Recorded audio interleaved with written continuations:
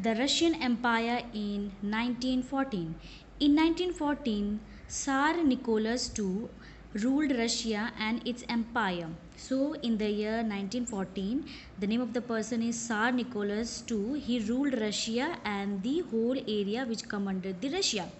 Beside the territory around Moscow, the Russian Empire included current day Finland, Latvia, Lithuania, Estonia, parts of Poland, Ukraine, and Belarus. So these are the present day areas which were captured by the Tsar Nicholas II. It stretched to the Pacific and comprised today's Central Asian state as well as Georgia, Armenia, and Azerbaijan. Okay, so at present, the Russian Empire were also stretched to the Pacific Ocean areas. Okay, and at present they are known as Central Asian state. Okay, Georgia, Armenia, and Azerbaijan. The majority religion was Russian Orthodox Christianity, which had grown out of the Greek Orthodox Church, but the empire also included Catholics, Protestants, Muslims, and Buddhists. So, the major population or the major religion of the Russian was the Russian Orthodox Christianity. That means they used to strictly follow the rules and regulation of the Christianity. Okay, and later on these Russian Orthodox Christianity was developed and they were known as Greek Orthodox Church.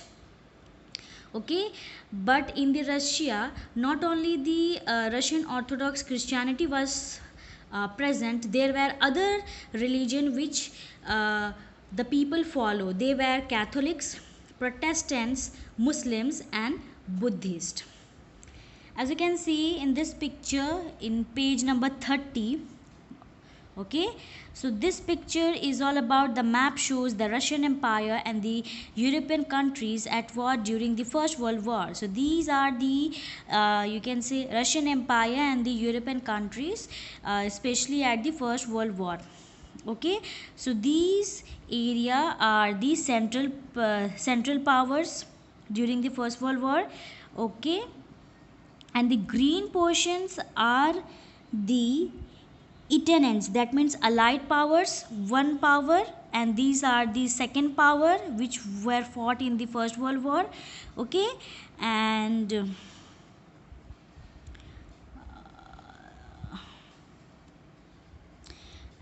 the you can see these areas were the neutral states. Okay, and these purple shaded areas are the neutral state that later joined central powers. So these are the neutral state, but during the First World War they joined the central powers. Okay, and the dark green portion are the neutral state that later joined the Italian powers. That means the Italy and the Portugals, they later on joined with the France and Russian during the First World War. So these are the areas of the places where Russian Revolution had taken place. Okay, during the First World War.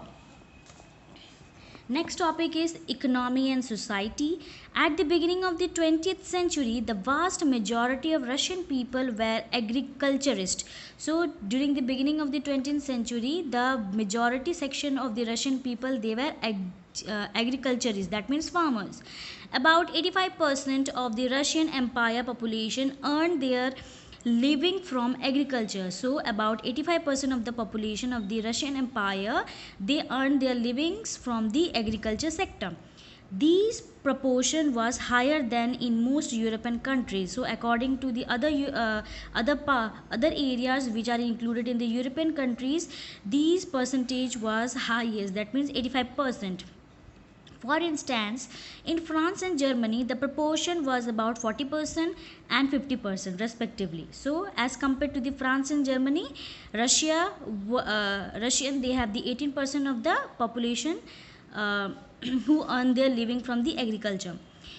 In the empire, cultivators produce for the markets as well as for their own needs, and Russia was a major exporter of grain. So in the Russian Empire, the cultivators, that means who used to uh, cultivate the crops, okay, they produce the crops for the markets in order to sell in the market and as well as for their own needs, okay. And hence Russia was the major exporter of grains. They used to export the you can say the grains, okay, in the market, and it is referred as the major exporter of grains during the 20th century. Industry was found in pockets, that means they were developed in some part of the areas, okay. Prominent industrial areas were St. Petersburg and Moscow. So the major industries areas were set up in these two areas, that is St. Petersburg and the Moscow area. Craftsmen undertook much of the production, but large factories existed alongside craft workshops. So craftsmen, they used to take the they used to produce huge amount of items, okay, but the large factories also, they plays an important role in order to support the workshops. Many factories were set up in the 1890s when Russian railway network was extended and foreign investment in industries increases. So many factories were set up in the year 1890s, okay, and Russian railways started to expand its network so that they can transfer the goods from one part to the other part, okay, and the foreign investment in industries also increased. Foreign investment, that means people from outside the uh, Russia, they used to come uh, in the Russia, and they used to invest in the industries. So it also increases. Coal production doubled and iron and steel output quadrupled. That means the coal production also double, that means it increases, okay, and even the iron and steel output also increase. By the 1900s, in some areas factory workers and craftsmen were also equal in number. So by the end of 1900s, okay, some areas of factory workers and craftsmen were also equal in number, so that they can work in the factories and in the workshop of the craftsmen, and they can earn as much as money. Most industries was the private property of industrialists. So the most of the industries belong to whom? The private property of the industrialists. Government supervised large factories to ensure minimum wages and limited hours of work. So the government of the Russia, they used to look after the large factories, so in order to give minimum wages to the worker and a limited hour should be given to the workers so that they can have break, okay. But factory inspector could not prevent rules being broken. So the factory inspector was also appointed by the government, okay, but the person, that means the factory inspector, he could not prevent rules being broken. That means there are many people who used to break the laws which were made by the government. In craft unit and small workshop, the working days was sometimes 15 hours compared with the 10 and 12 hours in factories. So the person who deals in the craft unit and small workshop, they have to work at least 15 hours in a day, compared to the workers who are working in the hours is 10 to 12 hours. Accommodation varied from rooms to dormitories. That means the working hours depend is it's totally dependent upon the work which a person is doing, whether they are doing in the factories as a worker or as a or they are workers in the craft unit or small workers workshop. Workers were divided into social group. So the workers were also divided into social group. Some had strong linked with the villages from which they came, others had settled in cities permanently. So some workers, they have a strong link from their village where they have come from so that they can work in the Russia, and others, they have settled in the Russia permanently. Workers were divided by skill. So how they were divided? Divided by skill. Okay, what talents a worker have. Metal workers of St. Petersburg recalled, metal workers consider themselves aristocrats among other workers. Their occupation demanded more training and skill. So one of the metal worker of the St. Petersburg, he said that metal workers, they used to consider themselves as aristocracy. Aristocracy means the dominant section of the society, okay, as compared to other workers. They think that their occupation are more demanded in the market, and they have more training as compared to other work. Women's made up 31% of the factory laborers force by 1914, but they were paid less than the men, between half and three quarters of a man's wages.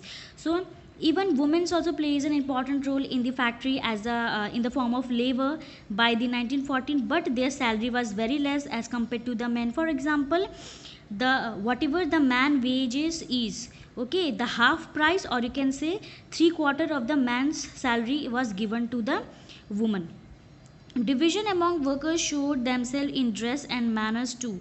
So the division of the workers, it also shows that how they are dressed and how their manners have. Some workers formed association to help members in times of unemployment or financial hardship, but some association were uh, but such association were few. So some workers, they used to form an association, that means groups, so that they can help the person who don't have job, or they can provide financial hardship. That means if a person is facing a lot of problem, that means he or she don't have any money to run his or her family, they will support. But such association, such groups were very rare.